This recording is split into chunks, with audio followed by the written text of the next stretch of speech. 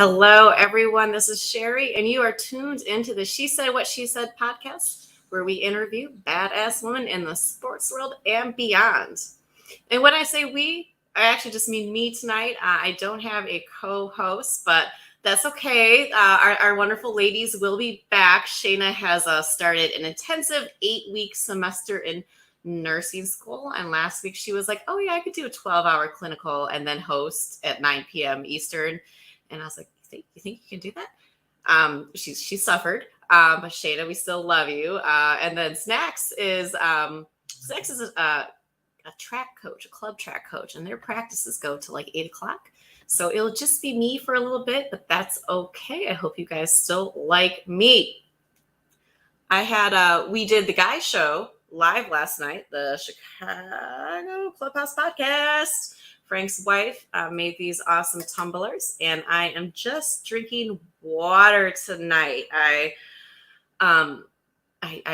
had a brief error. I think our guest today will yell at me for it. I was feeling a little bit dehydrated in the morning. We're like, a little run down. And so what did I do? I went for a 7-mile run at lunchtime, already dehydrated. Don't think I ate enough beforehand. And did I bring electrolytes in my water bottles, or did I bring my big Camelback? No, I brought none of those. And so I was like, I'm not feeling well at all. But look, sometimes I just get a little dehydrated. So we are hydrating up. And hello, Frank. Finally got to meet Frank in person last night. He lives way out in a suburb. I don't know. They're all the same. So it was super fun. We had a great time. And so our guest tonight, and this kind of goes to the thing where people ask me, I get asked a lot, Sherry, where do you find your guests? Well, yes, I find them all over the place. As you know, we got a lot of Penn State track and field people. We got a lot of people from my own personal network. We got people from our other people's network, or we have people like our guest tonight, and I guess we have in a couple weeks. She was watching another show, and she hit follow on Instagram, and my little creeping ass looks like, who is this? And I saw her bio, and I was like, ooh, this girl, she fits my theme so much, a badass woman in the sports world and beyond. So guys, if you have someone you want to nominate, let me know. If you think that you should be a good guest, feel free to tell me. I'm always interested to hear different women's stories. I try not to just have track people on here, but that's like kind of my people, you know what I mean? So as you guys know, I try to mix it up a bit. So super excited. And I actually got 2 guests with just people hitting that like on the Instagram. So it is She Said What She Said podcast on Instagram if you want to put yourself on my radar. So without further ado, we are going to introduce tonight's guest. And as I said, she definitely fits my theme super well. So she is a director of training at a gym. She is also a Nike strength coach and running coach. She is an outspoken mom for autism. And as you will see, she is an absolute sneakerhead. So she is really super awesome. And she goes by Coach K. Coach K, hey. Hello, how are you? I'm fantastic. How are you? We're hanging. We're doing well. Yeah. Yeah, it's 8 o'clock, so it's like bedtime in these parts, but it's all good. We're going to make it. Fantastic. What is, how early do you normally get up? Tomorrow I get to sleep in, but what does that consist of? Sleeping in consists of, I'll be waking up at about 4:30 a.m. Okay. Yeah. And I wake up a little bit earlier than that because I like to be at the gym, like work by 4:30. Okay. And our first class is at 5:30. But yeah, I pretty much just don't sleep Monday through Thursday. And then Friday I get to sleep in even more. And then Saturday I get to sleep in even more. So I kind of like roll into the 7 o'clock hour by Saturday. Wow, that's pretty wild. That's actually early for me. Yeah. But that's trainer life. Yeah. Oh, for sure. Especially when you have kids. You got to like get shit done before they wake up. So, Oh yeah. Yeah, I guess that would do a thing, huh? So hmm talking, you are at Train Moments, correct? yes. You are the director of training. Yeah. And so where is that gym? And tell us a little bit about that one. For sure. So Train Moment is in the West Loop in Mhm. Chicago, right on Lake and Des Plaines. And we have been open since November of 2019. So just a few months pre-pandemic, pre-quarantine. Mhm. We're a strength forward gym. So you can kind of find it's like where personal training meets boutique fitness. So Okay. we've got 3 zones. 2 out of those 3 zones are strength focused. We've got the rig where we're going to, utilize some kettlebells, maybe some med balls, some bands, but we work on a lot of vertical pulls, chin ups, pull ups, Mhm. etc. And then on the bench side, we've got fully adjustable benches. You got your dumbbells on that side and any other type of modalities you'd like to use, but always practicing push, pull, hinge. Keep it Mhm. simple, functional movement. And then we spice things up in the 3rd zone on the Versa Climber, which is a great tool for conditioning. And we work on pretty much like endurance, strength, power on that thing. It's it brings you to your knees. It brings you to your knees. I've never used one of those, but I've seen them, and I'm like, that looks like that would be a bit of a difficult item. Yeah, yeah. I came from Orange Theory before that, and so Mhm. I was like, "Oh, nothing is worse than the rower, right?" And this definitely takes the cake, the Versa It Climber. said, "Ha! Yes, I will one up you." yes, absolutely. Fantastic. And so you're a Chicago native, aren't you? Yes, I am. I've been here all of my 36 years. And where did you call school? Where did you call, I mean, sorry, high school. I was trying to say, where did you call home and where did you go to school? Yeah, for sure. I get that. It's been a Um, day. yeah, I get it. West suburbs. Okay. So I went to high school, St. Charles East, way out. Ah, Yeah, yeah. okay. So I was part of the Tri Cities, and this was before St. Charles North was on the scene. So like St. Hmm. Charles was the only school, and then I believe my sophomore year is when they split. Um, and then I made my way to University of Illinois at Chicago. Spent some time there before I jumped on the fitness bandwagon at Valley Total Fitness. Nice, Yeah, nice. So were you an athlete growing up or did you find it more later in life? definitely was an athlete growing up. Hmm. My parents let me dabble a little bit, but I fell in love with gymnastics probably around age 9. And Hmm. then that was my focus because it was also like ridiculously expensive. So that was my life. Got to high school, started dabbling in track a little bit, college, track. And then my body was like, you know what? Gymnastics is it's not for you anymore. Like, let's hit puberty. Um, so when that happened, I was like, okay, we'll walk on to the cheer squad. So I Hmm. cheered for USC for a couple years. Um, but yeah, that's the extent of you know, my serious sports. I had some Hmm. fun with diving and, cross country for one season, which was the death of me. But, I tried things. I tried. I love it. I mean, yeah, you just named like the water sports, the flying through air sports, the regular Yeah, running sports, and then, cheerleading is one of those sports where, like, talk about an evolution, you know what I mean, of a sport of like back in the day, like when my mom was there, just throwing some pom poms, and now exactly. it is gymnastics to the It is. ninth. It's the tumbles. It is all. So you must be a daredevil. It was quite the adjustment. Mhm. Like tumbling with shoes. I was a base. And then I was like, oh, this is way more competitive than what I thought. You know, um, cheerleading was like frowned upon when I was a gymnast. Like Mm. I would be appalled if I ever got, if I ever switched. And then, yeah, definitely made the switch. Mhm. Fantastic. Sounds like we got a little visitor saying hello. What's wrong? You want to see Ron?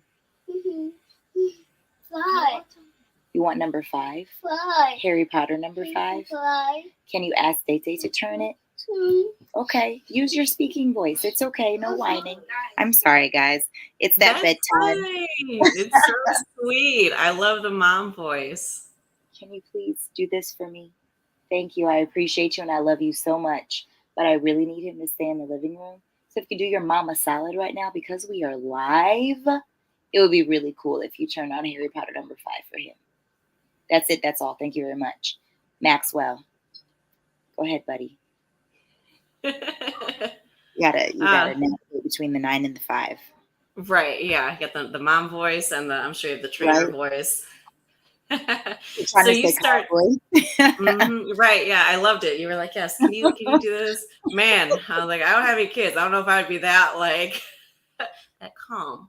We're trying. Very We're much trying. woo-sa. Yeah, so at UIC you studied exercise science, was it? Yep. Hmm. Exercise science. Yeah. And so were you just like, this is my passion, we're gonna go in, or did you start with like a different major and then realize you wanted to switch on over? Yeah. So I actually started like pre-med. Hmm. And then I remember the summer of after my freshman year, I went to go stay with my mom for the summer, and she lived really close to the valleys that I spoke Hmm. of. And I said, you know what? I can't afford a membership. Maybe they'll just let me check people in at the front desk. Let me do what I have to do, right? Hmm. And I went in and I asked if they had any positions open, and they said, yeah, for trainers. And I said, oh, well, I'm not certified. And they said, we'll certify you through Valleys, and then you could work on something from there. And after that summer, I was like, okay, I'm switching my major. So I got into personal training one-on-one. Hmm. And then shortly after that, I started to do group X training, which is, I love the best of both worlds. Hmm. Kind of doing the same thing, or, hitting the same type of one-on-one aspect, but in a group setting.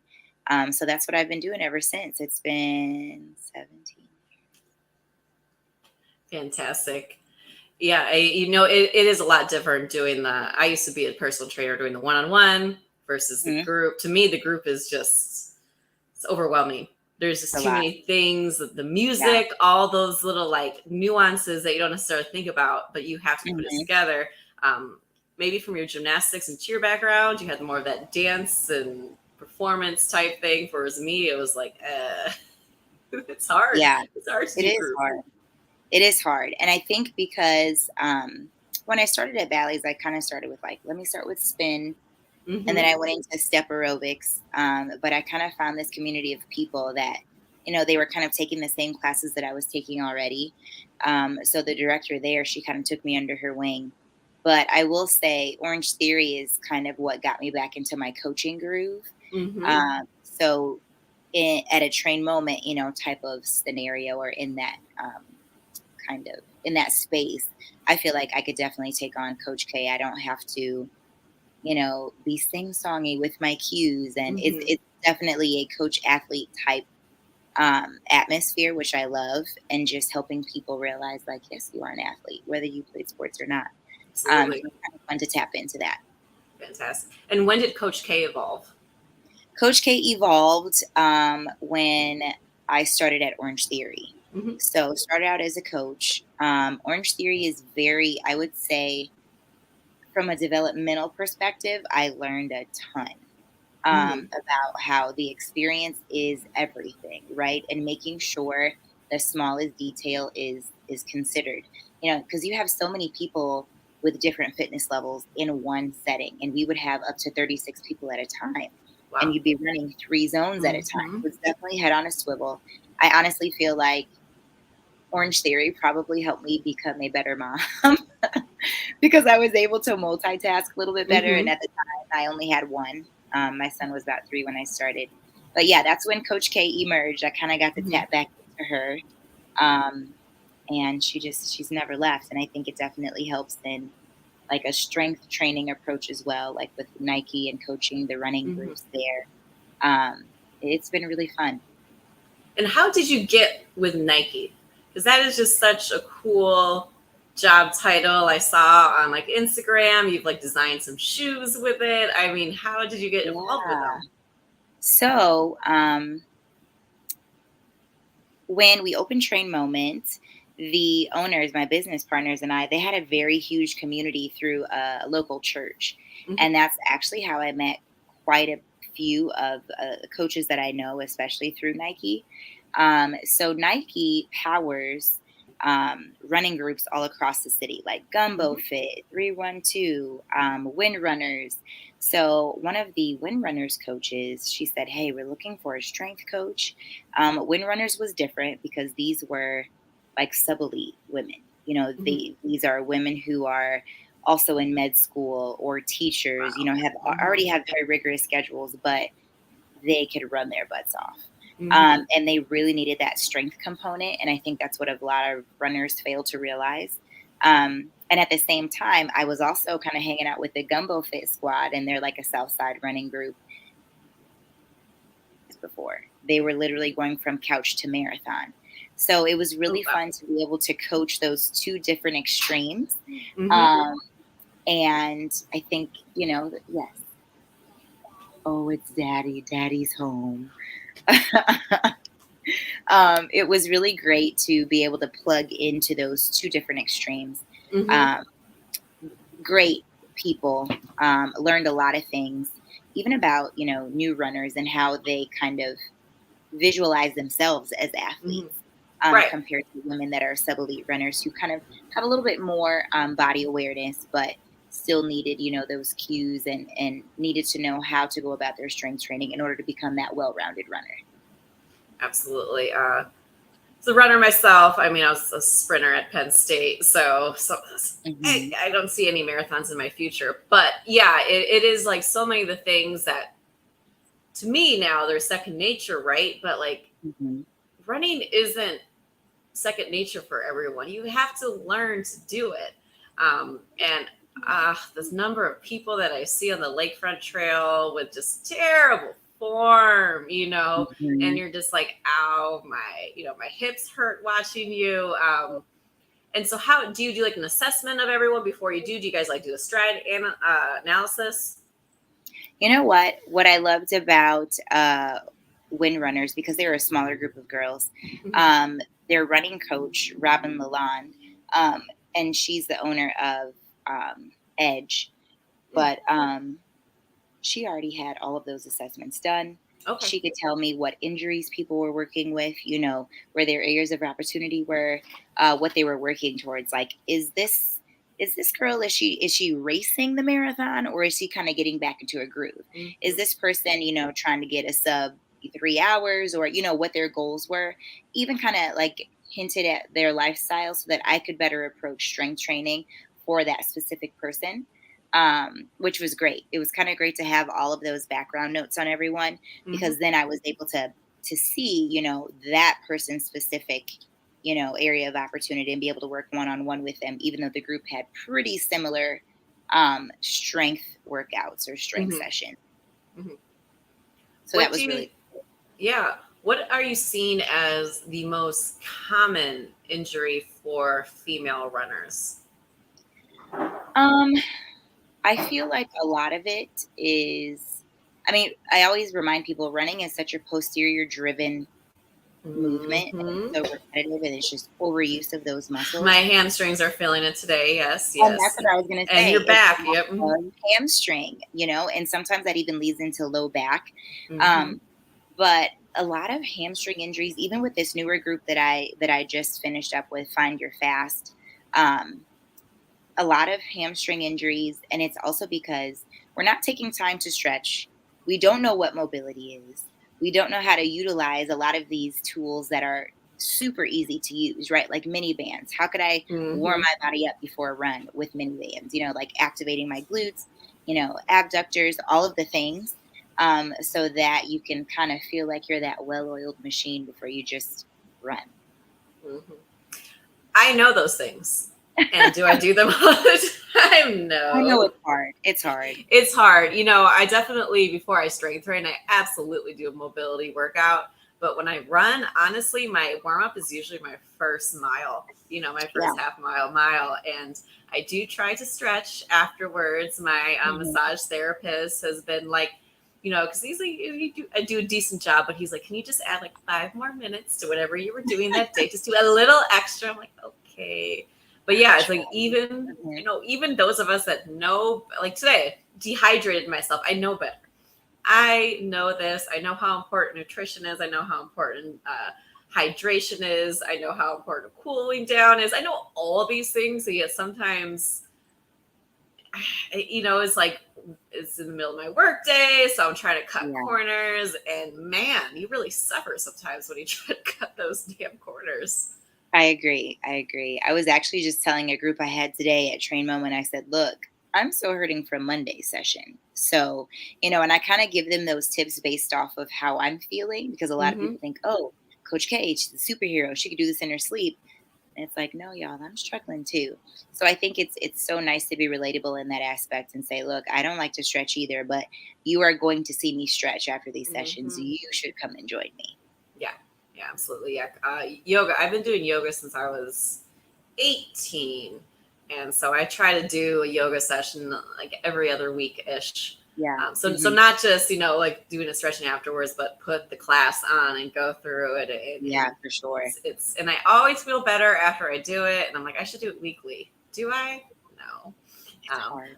But but it's like I love it. You know what I mean? I absolutely love it. And I know people don't. It's like finding the style, too, of yoga. For me, vinyasa is my jam. If I'm not flowing, I don't like it. And then it's just the Epsom salt baths are also my other my true love. Yeah, honestly, that's like my mom time. Yeah, a bath of myself and the dog. Yeah, and I like how you said about the mom time, because a lot of women, especially moms, tend to put their children first all the time, and they don't do those things as far as taking that bath, taking that recovery, getting sleep, working out. And so how do you balance being a role model for other moms? You know what? Or do you consider yourself a role model for other moms? That's a good question.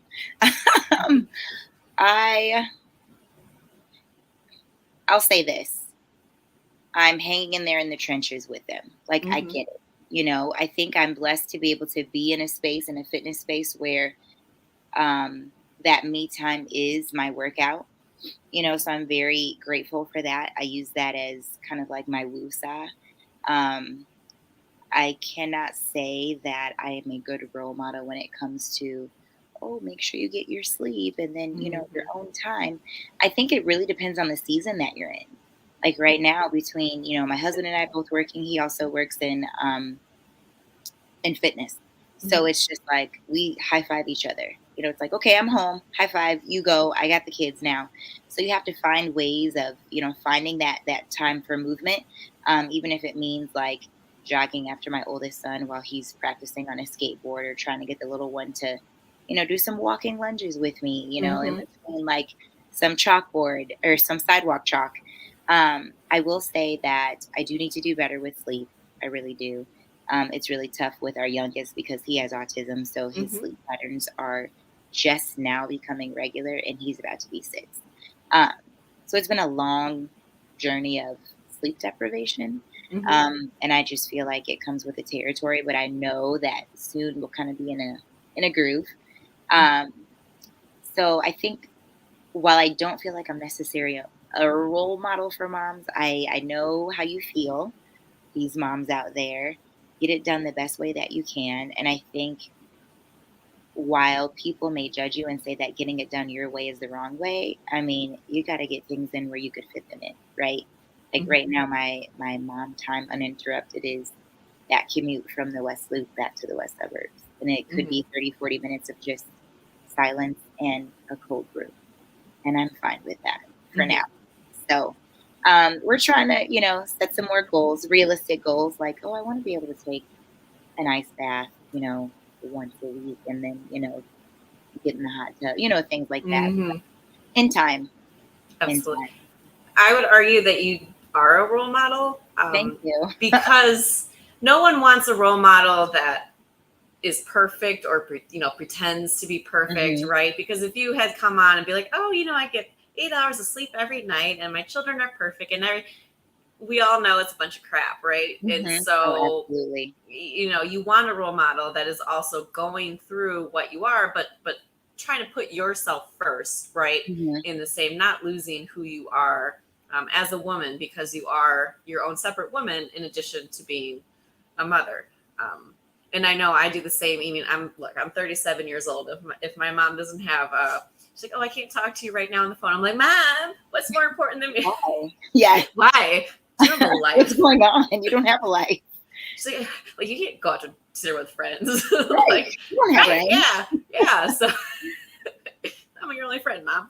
I totally So get that. yeah, it's I do think you definitely are that role model, right? Because you are doing it just like everyone else, but you're making Mhm. choices that are good for you. Yeah, trying, and it gets Yeah. easier as those boys get older. It does get easier, and even I think I had a huge sense of mom guilt when we first got Max's autism diagnosis, and then we Mhm. recently got a diagnosis from my oldest, Mason, an ADHD diagnosis. But it Mhm. just made so much sense, and I'm like, okay, we're finally connecting dots, and um, in that kind of organized chaos, I was just like, look, Dad, what do you need to function and to feel like yourself? What do I need? Let's make those priorities, and then we could co-parent from there.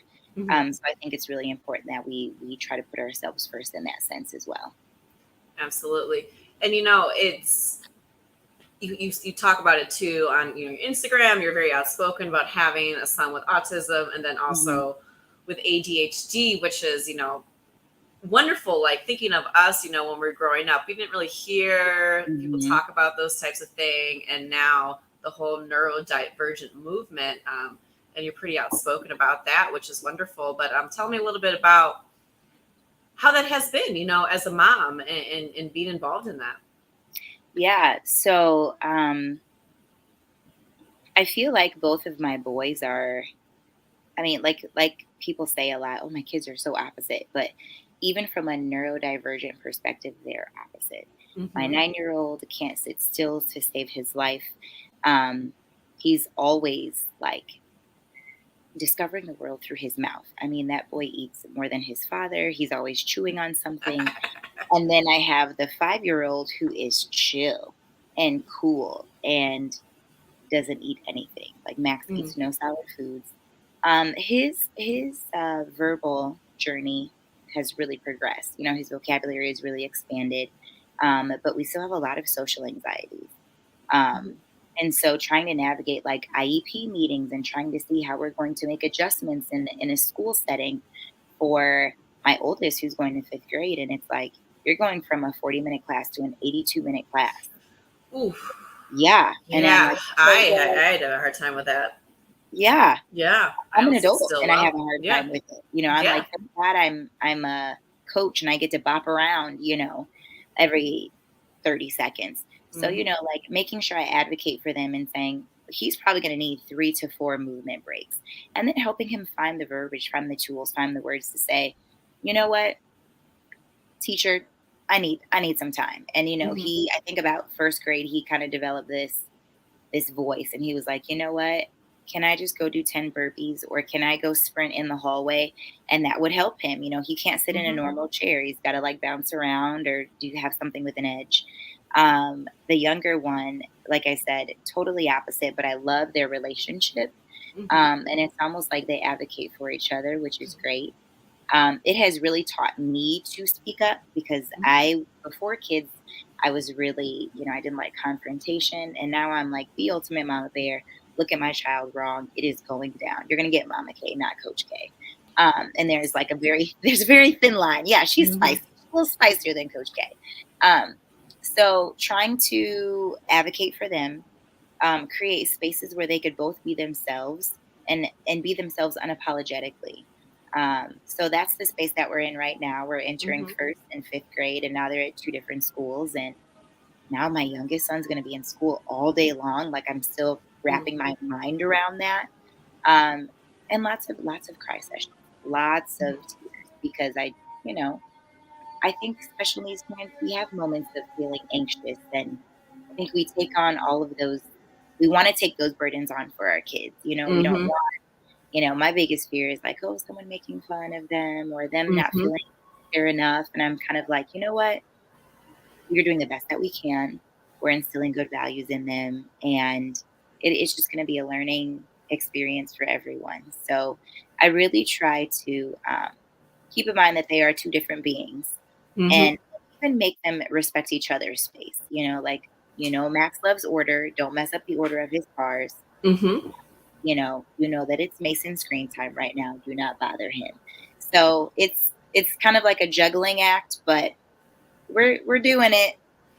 I mean, it sounds like you're doing it amazing. Just listening to you say before, use your words, no whining. Like, man, listen to that. It's fantastic parenting right there. Thank Look, I'm you. no expert. I don't know anything about parenting, but I do know that that was a good one.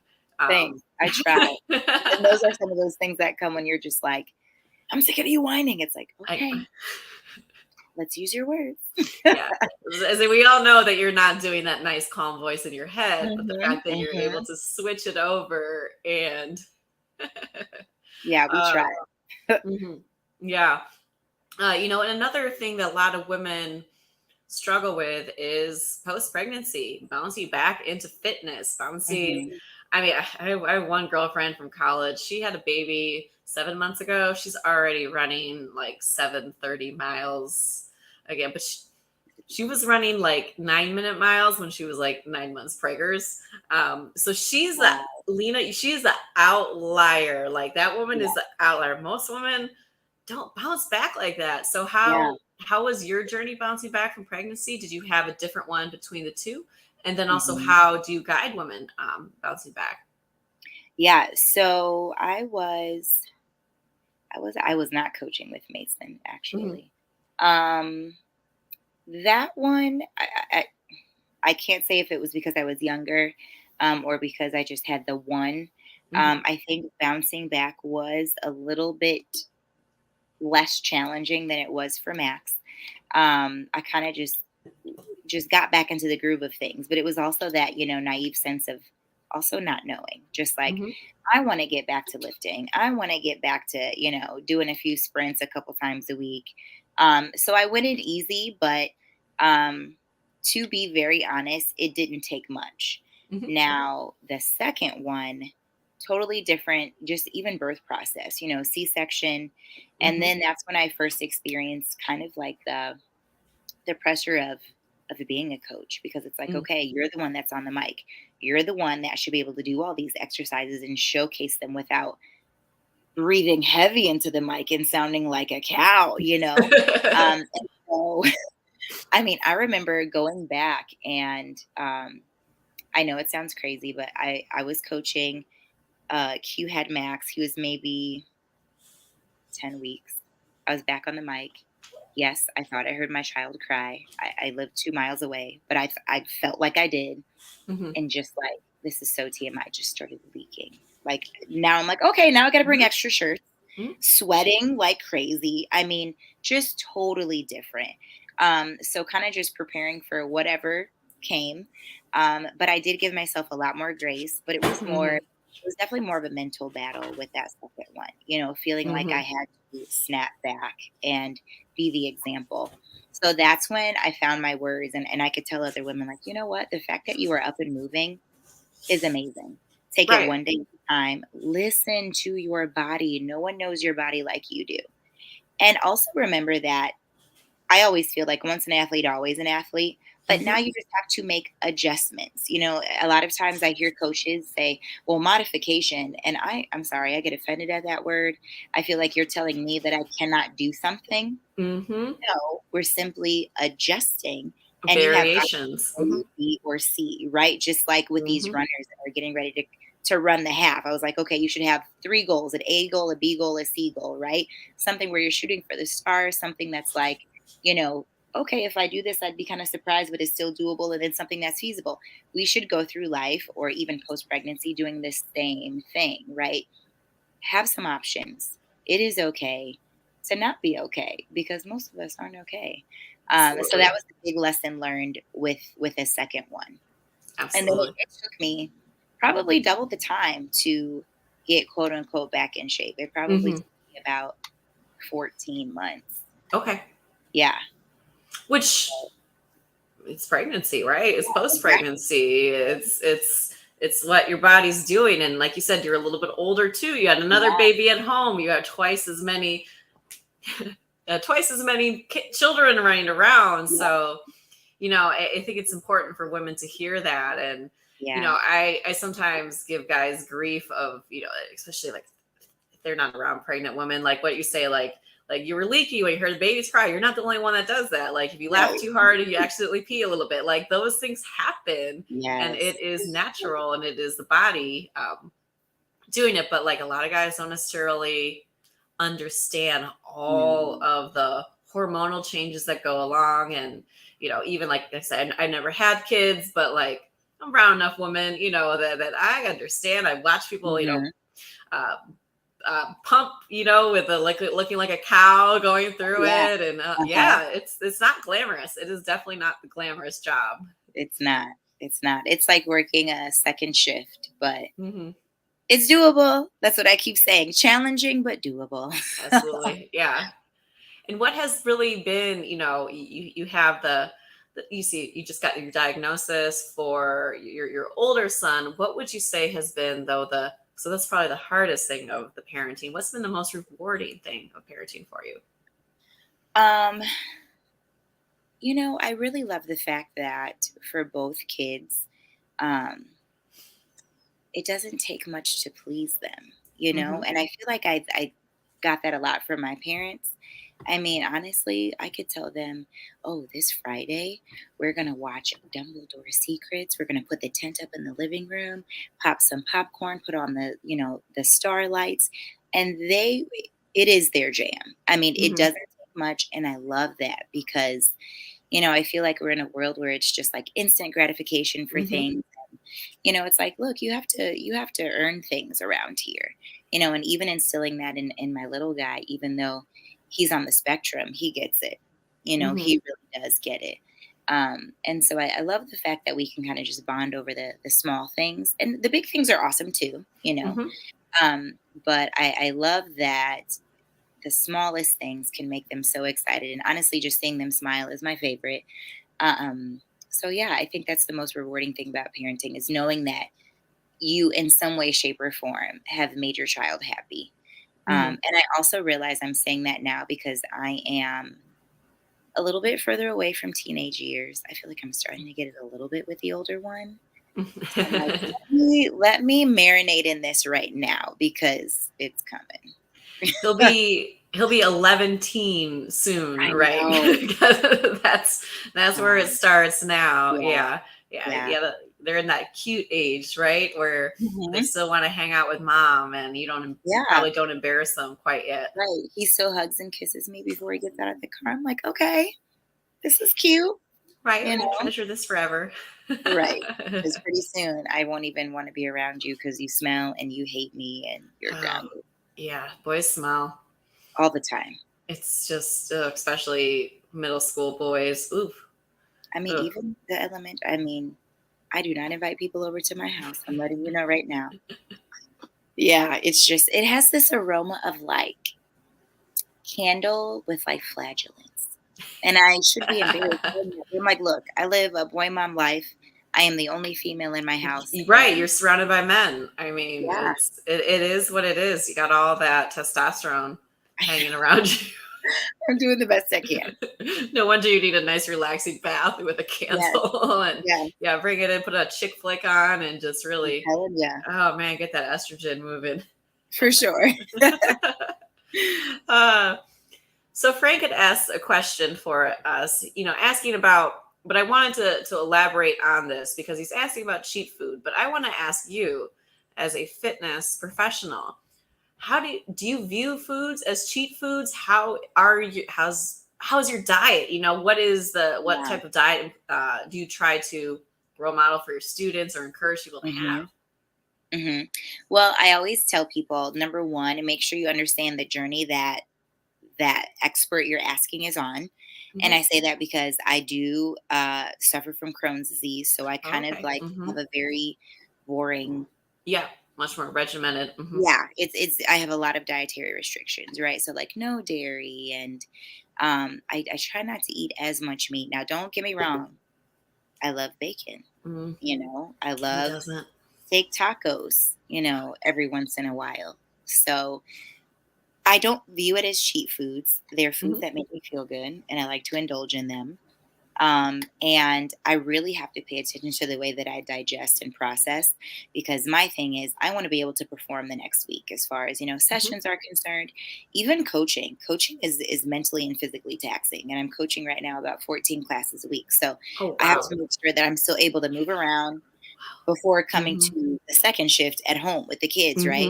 Hmm. So I probably indulge in something that I like, maybe like once or twice a week.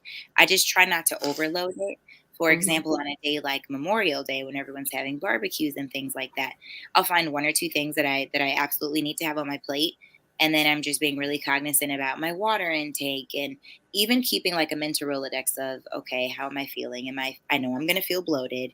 Do I feel pain? Kind of things like that. I do think that me dealing with Crohn's definitely helps me stay in check because I Yeah. don't have one of those long hospital visits. I don't have time for that. I have two kids to raise. Um, so I will say this mindful eating helps me a lot. I Hmm. think that helps everyone, just being mindful Absolutely. of what you're putting in your body, starting to take note and be very transparent with yourself about some of the habits that you may have, and kind of like what your relationship with food is like. And then trying to make lifestyle changes. And that's the Hmm. hard part, right? Making those Yep. lifestyle changes and not doing those quick fixes like, oh, I've got a photo shoot in 2 weeks. Let me, do 2-a-days and only have berries. Right. So I think kind of, like I said, mindful eating, um, really understanding your body, what you're putting into your body, even, things as simple as reading labels, it's honestly a game changer. I think when people, even just starting with sugar, when you realize how much sugar you're taking in, and you even cut that in half, you're like, oh, wow, I feel so much better. So, if you're not taking actual notes, take mental notes, do what you can. Have a good relationship with your doctor. I know that it's Hmm. really hard to trust people, but find a doctor that, understands where you're coming from. And it's okay to have those things that you don't want to let go. Coffee is my savior every day. Sometimes I have to dilute it with water, but I'm going to Hmm. figure it out. So yeah. You're gonna get it, yeah. And I love how you were saying that of like the mindful, just being aware, right? It's Hmm. one thing, especially female athletes, distance runners, especially, are one of the sports that are gymnastics as well, that are hit Hmm. really hard with body dysmorphia and Yes. eating disorders. And it is that desire to be thin, right, that Hmm. desire to be perfect, and it's popping up younger and younger, and Yeah. honestly, it's I have seen women that I had as teammates, come out about their eating disorders, or just not necessarily eating disordered eating by Mhm. dysmorphia, and it's I you feel for them, right? Because the Yeah. pressure is there, and it is just, we live in a world where it's pushing diet this, low fat that, sugar this. Everything is just so hyper focused on the Mm. word diet, and so when you think of the word diet, what do we think of? We think of restriction, um, Right. and no one can sustain that for long periods of time. No. And it's just such a mental warfare and like why add anything extra to your Hmm. plate? Um and I'm one to guilt trip, so I just don't, I would feel like, okay, once I mess up, then I have to, I'm a failure and I just don't want to go down that wormhole. Yep. Hmm. So I've really learned, and even like when I eat a lot more, I find that at work I'm moving around so much, I'm not eating as much. So, when I get home, if my kids don't finish something, I'm eating the rest of it. So, again, just mindful eating, Absolutely. Hmm. making sure that I'm getting enough. And I think, for people like Frank that ask questions like, oh, what are your sheet foods? Or, just, what you love Hmm. and have it in moderation and enjoy it, savor it. You don't have to restrict yourself. Buffalo chicken mac and cheese is like Oh, my happy food with like blue cheese on. Oh, yes. It if just I'm sounds if I'm so going down there, I'm doing comfy. it. Like I'm Yeah. going straight diving into that puppy. I love that. I love that. Yeah. That's a It's good one. yeah, I don't eat it very much, you know? Mhm. And it's actually kind of funny. Like because you necessarily think of like, oh, you do like a really big workout, right? So you're gonna go and you're gonna eat something like a cake or something afterwards. But I tend to do like the little like quick little lunch at Arby's or something on the days I don't work out, right? Mhm. Because you start to learn. Didn't learn today, but like nutrition and hydration are so important to your athletic performance. You know what I mean? Before and after. So for me, I tend to slack more on days that I'm not working out, right? Because I'm like, you know, I don't have to. My stomach doesn't have to like be feeling perfect, after work Right. today. I can smash these curly fries. Oh, for sure. Yeah. Always. We love fries. Yeah. Who does? I don't eat a ton, but when I eat them, I absolutely enjoy them. So Mhm. yeah, but it is, as a woman, it's you see other people feeling it. I've felt it. As a college athlete, you're just hyper focused on everything. Like what can make me run like a tenth of a second faster, right? And Right. I think my body fat got down to like 12%, and that's just Wow. not sustainable. Yeah. Our nutritionist like literally wrote on my scan, she was like, you cannot go any lower. She was like, Right. you, and I found my happy place for competing was really about 14, 15. Yeah. When I was at 12, I just like mentally I just wanted like sugar, Yeah. because Oh, it's yeah. just not sustainable for a woman. Mhm. Mhm. And even now, like, thinking about I mean, I still go back to numbers like that from when I was a gymnast and when I ran Mhm. track, and I'm like, Yeah. "Oh, I want my body fat to be," I would probably say like 18, and I'm Mhm. like, "Okay, I'm sitting here at 36. My body has changed a lot because I've actually been able to lift, which I've never really had the opportunity to do, even with the sports that I was super competitive in, and just being comfortable in this new body, Mhm. with a little bit It of it loving, gave you some children. I mean, right? how awesome is that? I know, and it's like, okay, we literally created a couple human beings, and Yeah, you know what? I'm not going to complain. If this is what it is, thank you, God. We're going to keep it moving. absolutely. Yeah, and it's that mental thing. Hmm. But yeah, we have to accept where we are.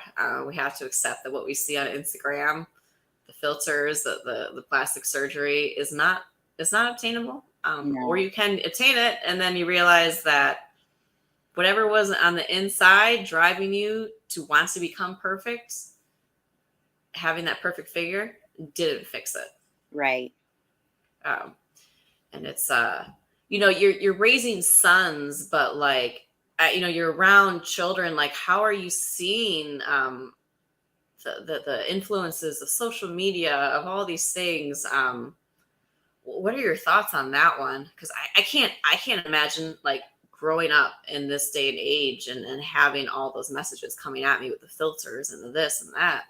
Yeah. Yeah. I think um because we really limit what the boys take in, it's a Hmm. little bit easier, but I know that it's coming.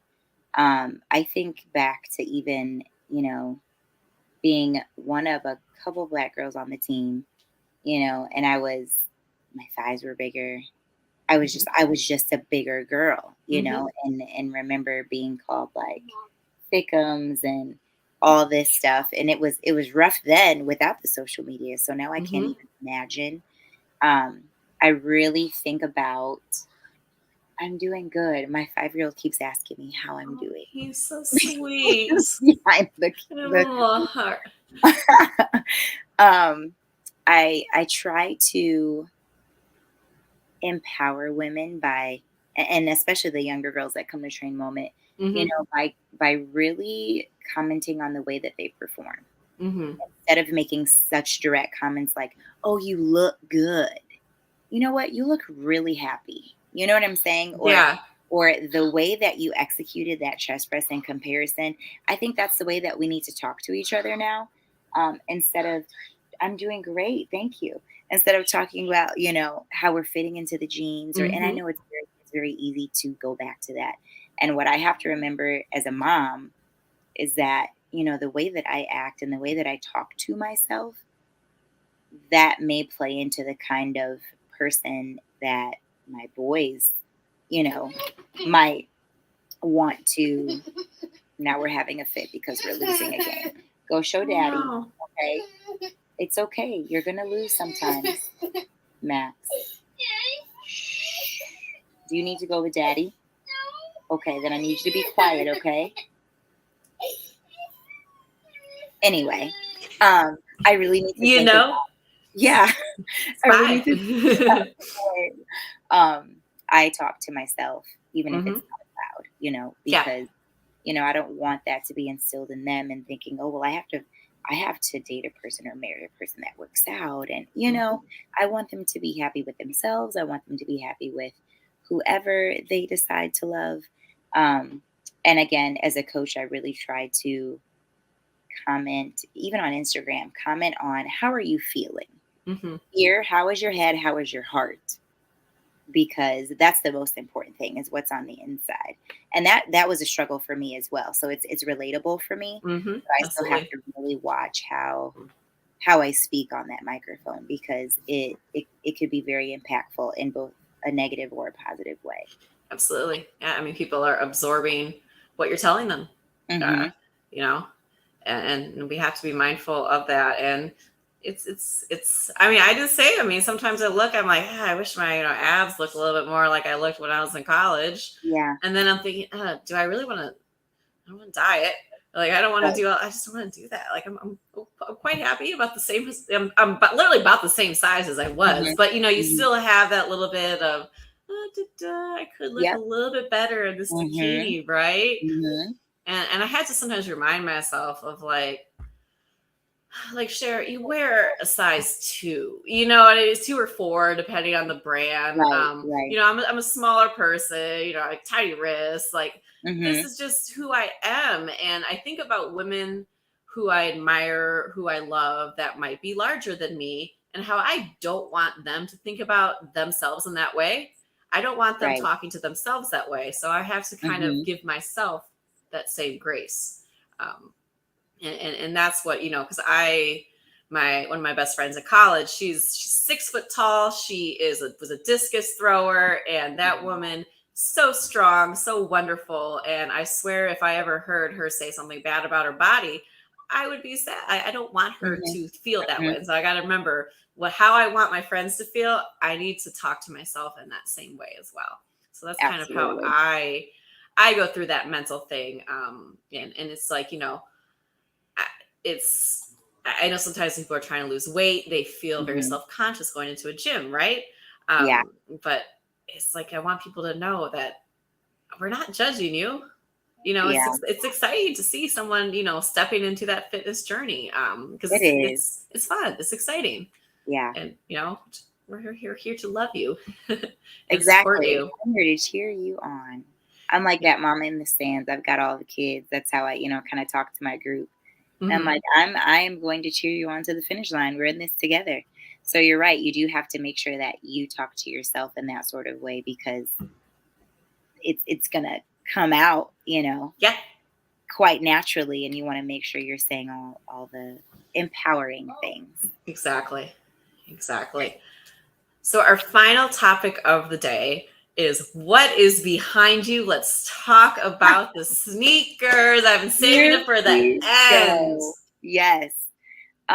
So I guess you could say I even hate using this verbiage. I was gonna say I've always been a tomboy.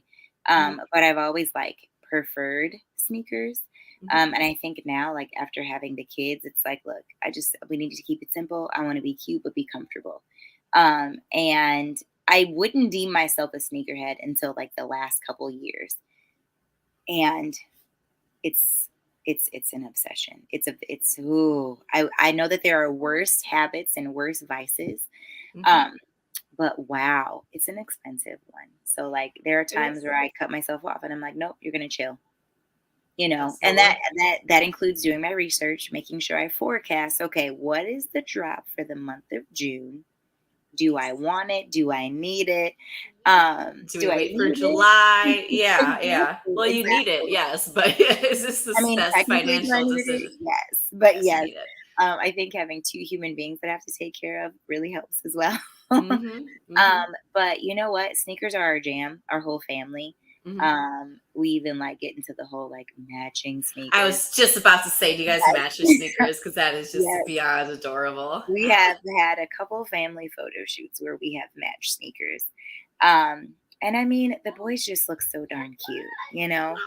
So I do love, love, love athleisure. Mhm. I would say that my favorite would be a Jordan 1, Okay. a mid or a high. If you would have asked me about 6 months ago if I like dunks, I would have said no, but they've been getting really creative. I'm kind of mad that the price point is actually vastly different than what it used to be. That's a whole nother conversation. But You know I'm how to kind of get digging you. the dunks for this summer. Yeah. Nice, nice, Yeah. nice. So yeah, I love How many pairs would you say you have? I didn't, but I had a feeling this question was going to come up. So For weird. for for Jordans, just Jordans, I think I'm up to 30. But like I'm also a lover of like Air Maxes, Mhm. So I've got like a mix of Air Maxes. They're kind of like in my other category. But Jordan's probably 30. So that's why if I ever find something cute for the boys, I'll say, you have enough. They could we could sneak a pair in for them. Exactly. Yeah. Exactly. And, do you have one particular pair that's your favorite or Mm, has the most meaning to you? You know what I mean? Like something is one's the yeah. ones that maybe you designed. Like which one would be, Oh, if those you were could only actually, save yes. one, which Oh, one would you wow. save? That's a hard one. Oh, wow. Um, I have the tie dyes. I want to say they came out last year. Air Jordan ones. They're like turquoise and like kind of bluish. I love a mid, like I said, a mid or a high. And I just like that they're just kind of funky. Like I try not to get a Hmm. lot of the basics. I'm a sucker for neutrals, but I would wear all black and like these yellow pair, or I like something it. I like like that, it. just like a pop of color somewhere. But those are probably the ones that are the most worn and broken in. Fantastic. I try not to wear like shoes twice. And not, I shouldn't say twice like ever, but like Hmm. two to like wear mochas on a Saturday and then again Hmm. on a Sunday. Right. Yeah. Yeah. Yeah. Yeah. I really try to give them like a couple weeks in between. Hmm. Um, but yeah. So, Yeah, like those are when you fly to go on vacation, are you taking two suitcases, one just for sneakers and one for the mm, outfits? yeah. See, Yeah. this is how you do it. You pack all of the boys' stuff in one suitcase because dad is not going to want Um, to fool with more than two pairs of shoes. For the boys, you pack them a neutral pair of shoes and then just different outfits. So then mom gets all of the extra space. I get the whole extra suitcase and at least Nice. three pairs of shoes. I see you, Chris. What's up? It's been a minute. Yeah, Chris is on our guys Tuesday night show. Okay, Yeah, awesome. he started popping on there. Was a super fan, and now he is a part of the crew. So they're on I every love Tuesday that. night, mostly talking about the Okay, okay. Bears. Yeah, The those good old Bears. those good Uh, old bears that we love. Not me. I ain't from here. I'm from Michigan. Oh, she said absolutely not. No, Yeah, I'm not. I nope. she said absolutely not. I love them. I love them. I just thrive on 85. It's the year I was born. It was a Hmm. good year. It was a Um, good year. It was prime year for Chicago Bears, and that was yeah, the highlight of your guys' it was a franchise, and highlight. that will be the best time of your franchise. It will. It will. I still love them though. We're trying. You guys are trying so hard. We do. I love it. So final question for you is, yep, Chris, you gotta excuse her. She's a Lions fan. Yeah, I know. Listen, I get it though. I get it. let me live. Thanks. Final question for you though. 2022, 2023. What's on the horizon for Coach K? What is your Wow. it's getting you excited for the future? Yeah, so we have a couple projects going on. Um, I can't, let's see, I can't dabble in one of them too much. Mm-hmm. But very excited about what is about to unravel. So you guys will be seeing some things unraveling with that in August. I feel like fitness is just my passion and I love it so Mm-hmm. much, but so is being a mom. Like I Mm-hmm. absolutely love being a mom. So we are in the works of putting a mom's podcast together. Um, so I'm Oh, super excited fun. about that. All things moms. I mean, even Mm-hmm. whether it's, boy mom life or, just whatever it is, let's just talk about it. What's in your cup? Most of the time, if it's not coffee, it's wine for me. We're all just coping, right? We're a tribe Mm-hmm. and we need each other. So excited about that. And then I always set fitness goals for myself. Yep, And absolutely. after coaching Find Your Fast, I said, you know what? Like maybe a half marathon is feasible. Maybe it is. I had a feeling you were going to say Did that. you? It was, yes, it was in the back of my mind. I had a feeling I wasn't going to say anything, but I was like, I bet she's just going to say a half. Yes, Because you're around them all the all the time. time, all the time. So I'm Yeah. thinking the September half. Uh-huh. Um, look at this. Look at Chris. Um, and also, I feel like training for the half will actually prepare me for what I really want to gift myself. So I turned 37 in November, Mhm. and I think I want to do High Rocks Chicago individually. Um, and Okay. so that sounds like death. Mhm. But I just love all of those like hard taxing things. So it's like, Yeah, I did a Deca Strong event the other weekend just because yeah, the trainer just just showed for up. fun. Yeah, I Yeah. love the Spartans, all those. I'll probably be at that one in November. I had someone Oh, asking let's me about go. that one. Yeah. Let's do it. Yeah, it looks So miserable. Let's do it. doesn't it? I was like, Right. oh, sled push and then run, and then sled pull and then run. Yeah. So I'm all for it. High rocks will just prepare me cardiovascularly. Mhm. And then I'll do what I can for the rest, but I think it'll be a hell of a way to bring in 37. I'm excited about it. I love that. Well, thank you so much for coming on. It has been a pleasure. I cannot believe it's already been an hour. I I know I know it gotta was let so you. fast I know. I feel like I could keep talking to you, but I was like, I gotta let her go to bed because because this she's. little one is like, He's like, mom, mom, yeah, mom. right. Yeah. Are you good? Because I'm ready to go to bed. She's like, Mom, can we go to bed? Yep. So adorable. But it has been so wonderful to speak with you. I'm looking forward to what you do in the future. And it Thank sounds like you. we might have a date in November. I love that. I would love, love, love that. Thank you so much for having me on. Of course. You keep doing what you're doing. I Well, absolutely thank you. love it. I Thank you. absolutely love it. Appreciate it. There's so many badass women to choose from. I feel like I'm never going to run out of guests because you No, guys are not at everywhere. all. And Absolutely everywhere. I have a couple that I will be sending your way. I love that things.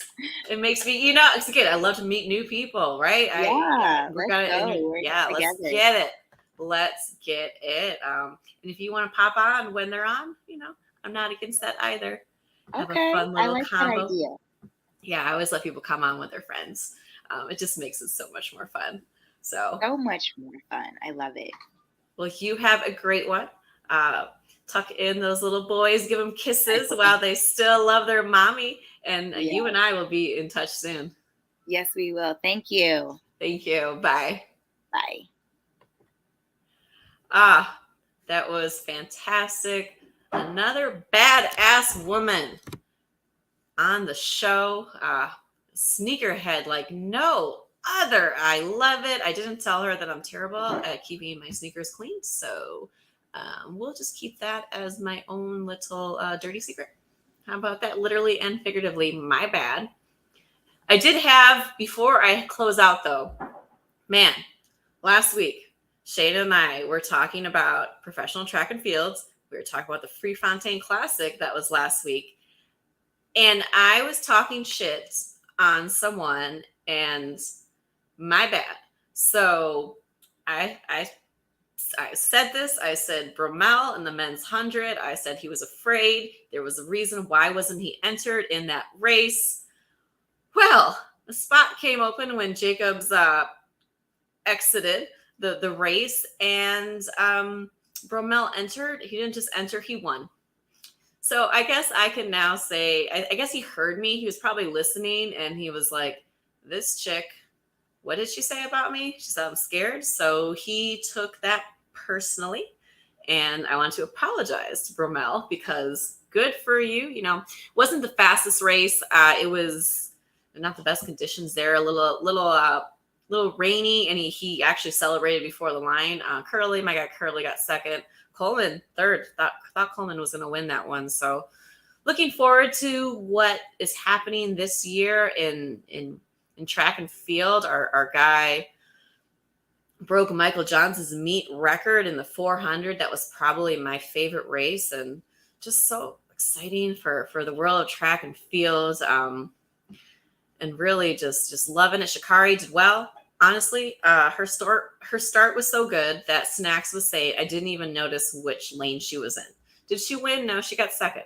But she got second to our defending Olympian champion, and she beat the bronze medalist from the last Olympics. So I would say for the third race of the season, she is putting herself in an excellent position. So before I go, I'm going to do my quick shout outs.